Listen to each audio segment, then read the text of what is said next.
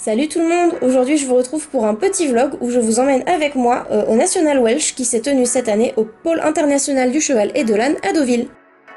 Alors du coup je vais commencer par vous expliquer rapidement ce que c'est que le National Welsh. En fait c'est un concours d'élevage, c'est-à-dire une rencontre entre éleveurs de poneys Welsh. Ces éleveurs en fait viennent pour présenter leurs reproducteurs et les produits de leur élevage qui vont être jugés par des juges.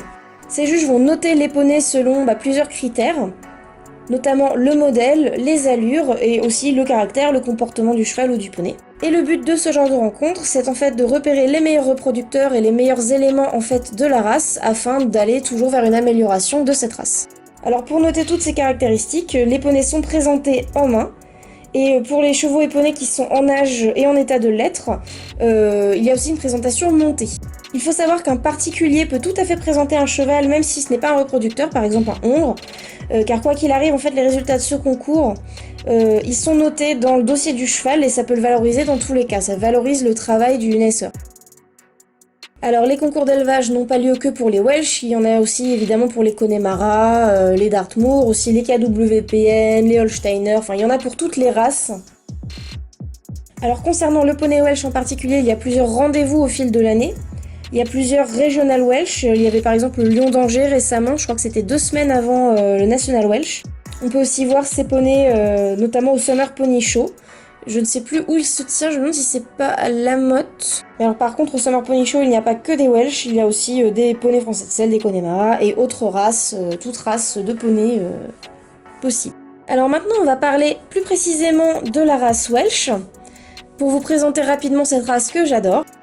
Alors le type de poney qu'on appelle Welsh est en fait divisé en 5 sections. On a les sections A, B, C, D et K, ou Partbred. Les Welsh Partbred, ce sont en fait les poneys et chevaux issus d'un croisement Welsh avec au moins 25% de sang Welsh.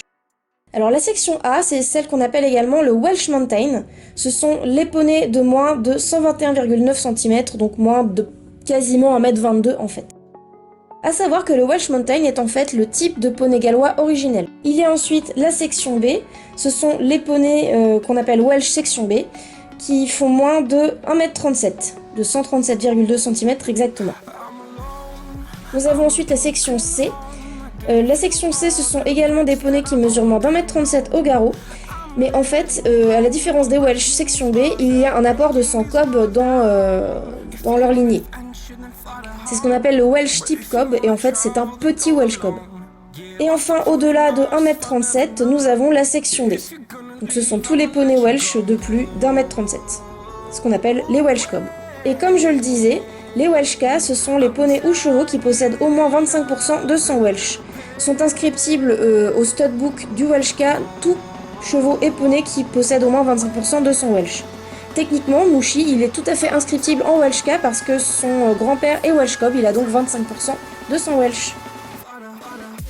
Alors en ce qui concerne les robes acceptées pour les poneys de race Welsh, en race pure, c'est-à-dire les sections A, B, C, D, sont acceptées les robes de base, donc noir dais alezan, ainsi que le gris, et les robes issues du gène crème, c'est-à-dire le palomino, l'isabelle et le smoky black, ainsi que les robes double crème, le crémello, le perlino et le smoky cream.